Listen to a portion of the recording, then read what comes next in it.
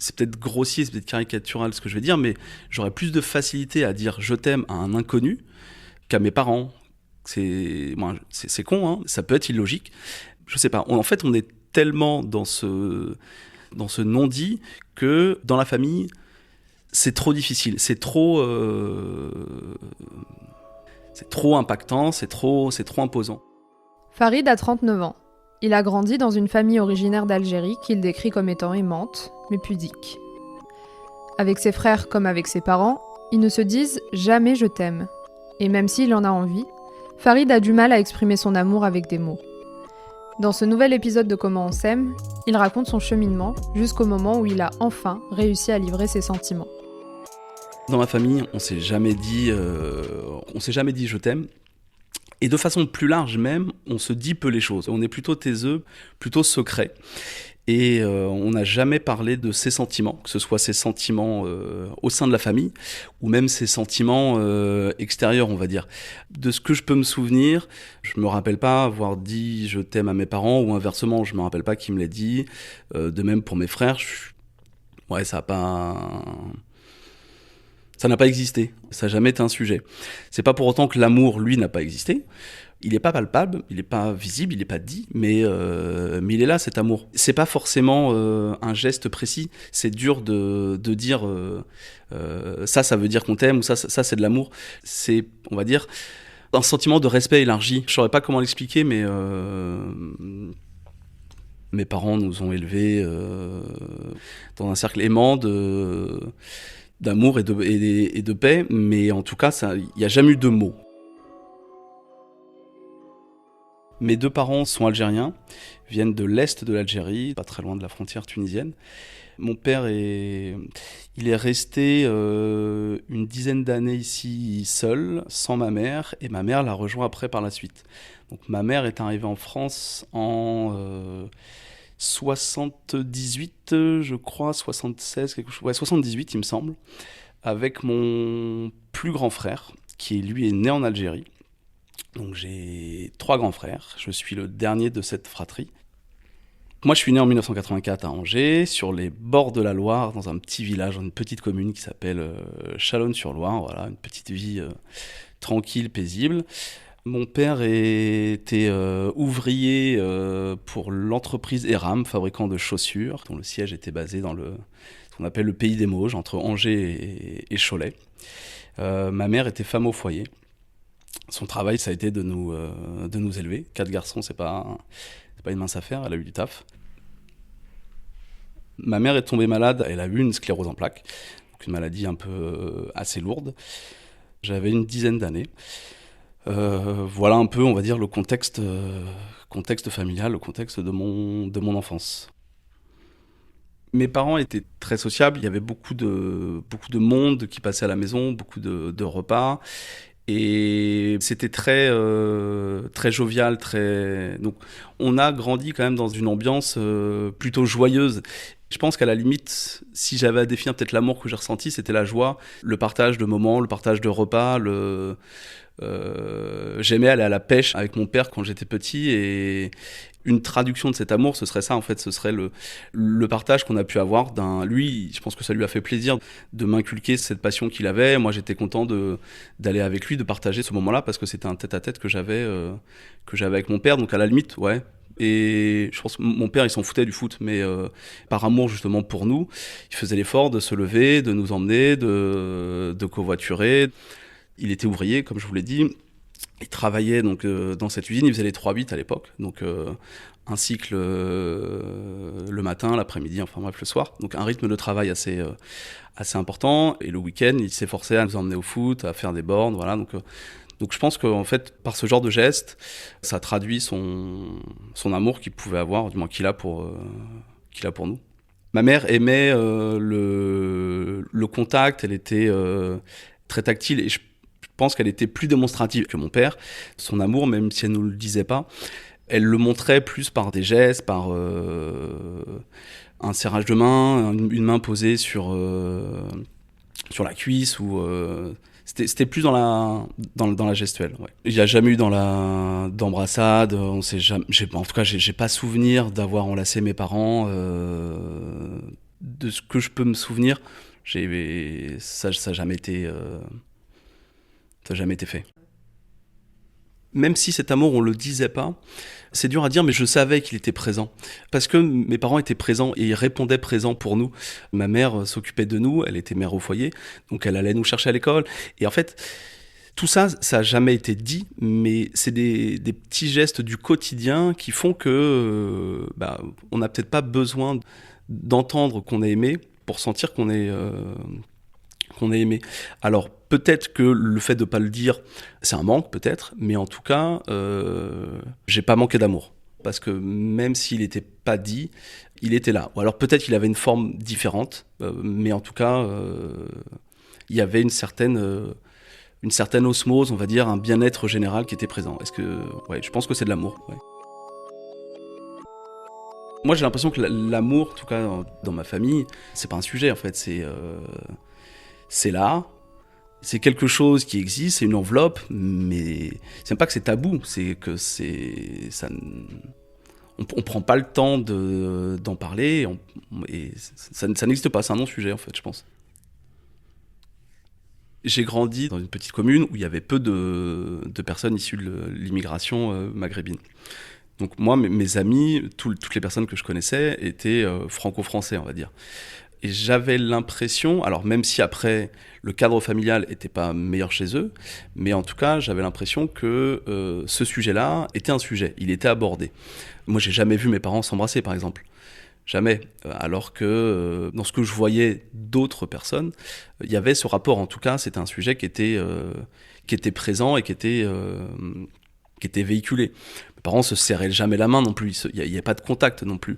Le fait de voir les autres s'embrasser, ça me rappelait au fait que nous on avait plus de pudeur. Alors je ne savais pas si c'était une meilleure expression ou si c'était une expression différente de l'amour, ou si c'était une pudeur que nous on avait et qu'on se refusait.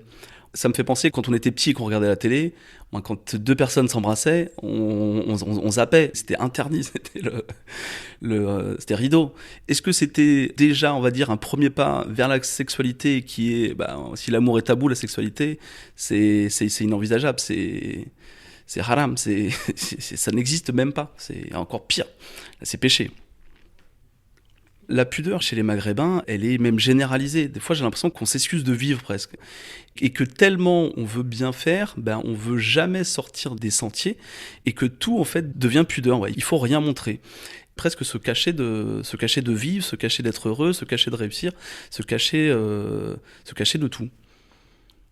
Moi, comment j'ai pu montrer mon amour à mes parents, en tout cas, je pense pas l'avoir signifié ouvertement. Que ce soit la fête des pères organisée par l'école ou même chose pour les mères. Je pense que j'ai dû faire un collier de pâtes comme tous les enfants ou ce genre de choses, mais j'ai pas souvenir d'avoir, de ma propre initiative, voulu dire que j'aimais à mes parents.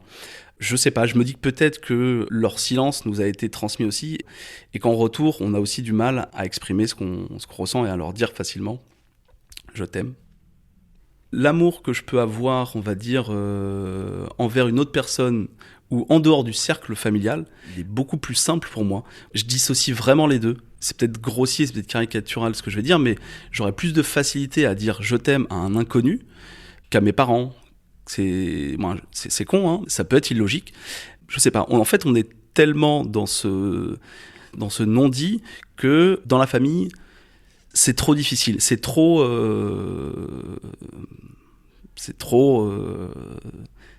impactant, c'est trop imposant. Je connais peu de choses de la rencontre de mes parents.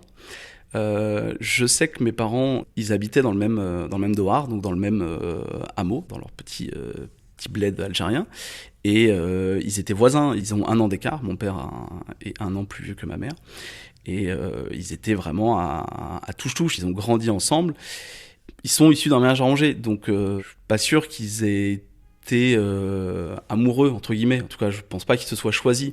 Donc derrière, comment on peut inculquer cet amour, en tout cas ce savoir de l'amour à des enfants lorsque on est issu d'une relation qui est pas amoureuse finalement.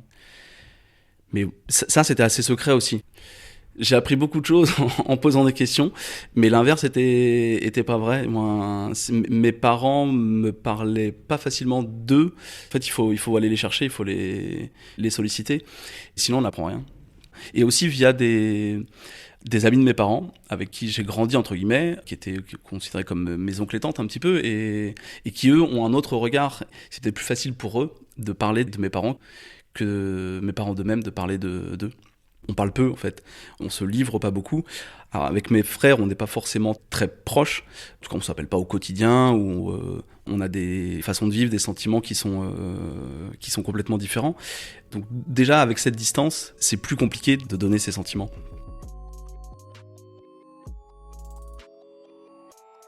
Chez moi, c'était inenvisageable d'inviter ma copine de l'époque. Moi, ça devait me mettre une barrière. J'ai jamais ramené quelqu'un chez mes parents.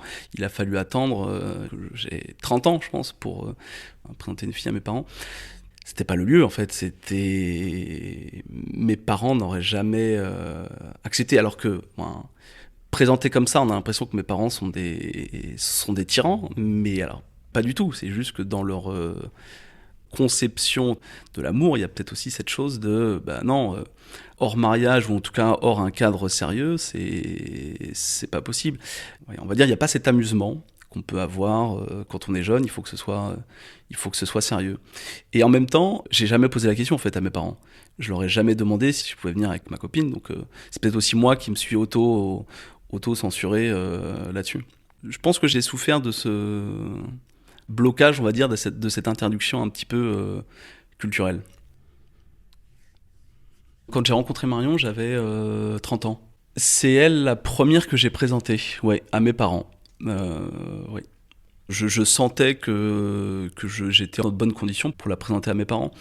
Et pas eu de difficultés, ça s'est très bien passé. De la timidité, un peu de réserve des deux côtés, mais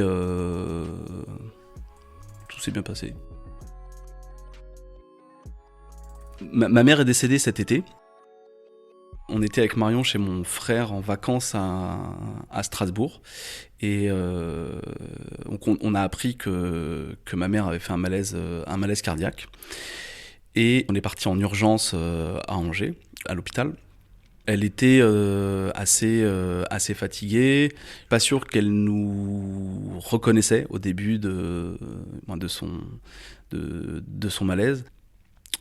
Je savais que la fin était très proche et je voulais pas laisser passer cette chance. J'ai voulu lui dire que je l'aimais. J'avais envie et j'ai matérialisé l'amour et exprimé l'amour que j'avais pour ma mère. Ça m'a soulagé et c'est con, mais je me dis c'est con d'attendre le dernier moment, d'attendre. J'étais triste de pas lui avoir dit avant, mais en même temps je suis content d'avoir pu lui dire avant qu'elle s'en aille. J'ai rattrapé le retard, même si on rattrape pas vraiment, mais en tout cas j'ai essayé de combler ce vide peut-être. Ouais. Je pense pas qu'elle était consciente à 100%, non, c'est même sûr qu'elle était pas consciente à 100%, mais c'est pas grave. Je pense qu'il y a une part d'elle qui l'a entendu et qui l'a compris. Ça m'a fait du bien de libérer en fait, parce que j'avais l'impression que ça faisait 38 ans que je me taisais en fait, et que ça a été pour moi un moment fort, en reconnaissant la portée, on va dire, et la force de ça, et le bien-être que ça m'a procuré. Mais c'est pas pour autant que derrière, je l'ai dit à mon père, ou que je l'ai dit à mes frères, alors que finalement, je sais que je regrette d'attendre en fait le dernier moment pour pouvoir le dire, mais que malgré cette connaissance, j'arrive pas à le dire à mes frères, j'arrive pas à le dire à mon père. J'ai l'impression qu'on est un peu victime de cette chape, encore une fois. Ouais. C'est une espèce de peur du vide en fait. Je sais qu'il faut le faire. Je perds rien à dire à mon père ou à mes frères que je les aime. On est forcément dans un endroit bienveillant. Il y a forcément, je sais pas, de quoi j'ai peur. J'arrive pas à dire Pourquoi est-ce que je me bloque à dire je t'aime à mon père ou à mes frères ? Je sais pas. Ça me fait chier de me bloquer parce que je me dis mais c'est con en fait, tu perds rien à le dire et au pire il te répond pas. Bah c'est pas grave, tu reposes la question, tu le forces et puis il va bien finir par acquiescer. Mais après je me dis mais il va falloir que je prenne mon courage à deux mains et que je dise avant que ce soit trop tard, que je dise à mes frères et à mon père que je les aime. Ouais. J'ai pas peur d'une mauvaise réponse. Ça, franchement, je pense pas et ça m'étonnerait. Et je vois pas mon frère me dire non, moi je t'aime pas. Enfin, ça m'étonnerait. L'amour est là, c'est une certitude. Là, on parle de moi, mais comment je vivrais et comment je réagirais si mon frère me disait je t'aime. Moi, c'est une langue étrangère en fait, ce sujet dans une famille. Et ben, un Allemand vous pose une question, vous savez pas quoi lui répondre, quoi. Je sais pas. Si j'ai des enfants, Inch'Allah, j'aimerais ne pas reproduire ça. En fait, j'aimerais avoir plus de facilité à exprimer, à dire mon amour auprès de mes enfants. Et alors, je sais pas, d'ailleurs, comment le font mes frères, parce que deux de mes frères ont des enfants. Et je sais pas comment eux le vivent au quotidien. Est-ce qu'ils le matérialisent aussi ? Je sais pas. Ça, c'est aussi une bonne question qu'il faudrait que je leur pose. Mais non, moi j'ai envie oui, de dire ouvertement à mes enfants, je vous aime et peu importe l'âge en fait. Je pense qu'après, y a plus de facilité à dire je t'aime à un petit. Qu'un grand. Et ça, pour le coup, je suis pas sûr que ce soit propre aux familles maghrébines, mais le je t'aime à son fils de 30 ans, il est peut-être plus rare en tout cas, mais en même temps plus percutant que de le dire à son petit de 5 ans, 6 ans.